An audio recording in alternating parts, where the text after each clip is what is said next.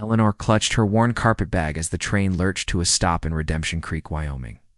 Her heart hammered against her ribs as she stepped onto the platform, scanning the faces for the man whose letters had promised her a new life. She had traveled 3,000 miles from Boston to marry a stranger, fleeing a past that had left her hollow and afraid. At 23, she had already buried one husband, a cruel man whose death had been both tragedy and liberation. Now she was here to try again, to become a mail-order bride to a cowboy named James, who claimed he needed a wife to help run his cattle ranch. She spotted him immediately. Tall and lean, with sun-bronzed skin and eyes the color of summer sky. He removed his hat when he saw her, revealing sandy hair that curled at his collar. "Miss Eleanor." His voice was warm, tinged with nervousness that somehow made her feel less alone in her terror. She nodded, unable to speak past the tightness in her throat.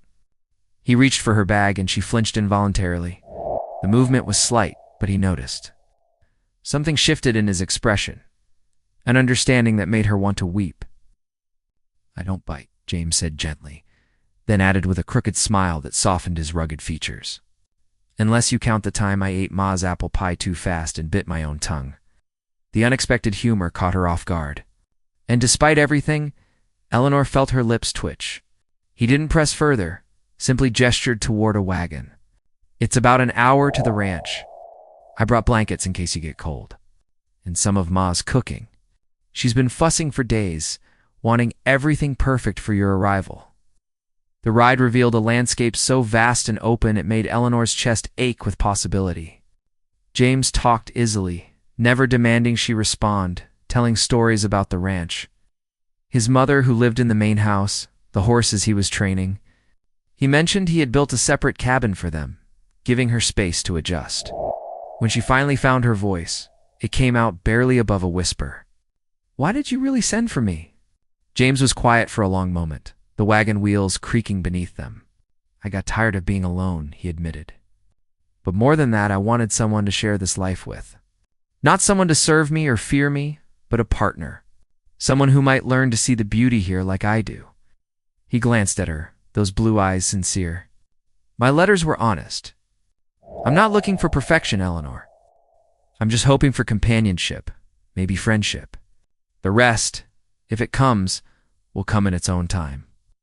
That night in the small but carefully prepared cabin, Eleanor found wildflowers on the table and a note in James's rough handwriting. "Take all the time you need. The door locks from the inside. You're safe here." She sat on the edge of the bed he had made up with clean linens and let herself cry. Not from fear this time, but from the strange, unfamiliar sensation of being treated with dignity. The weeks that followed were a revelation.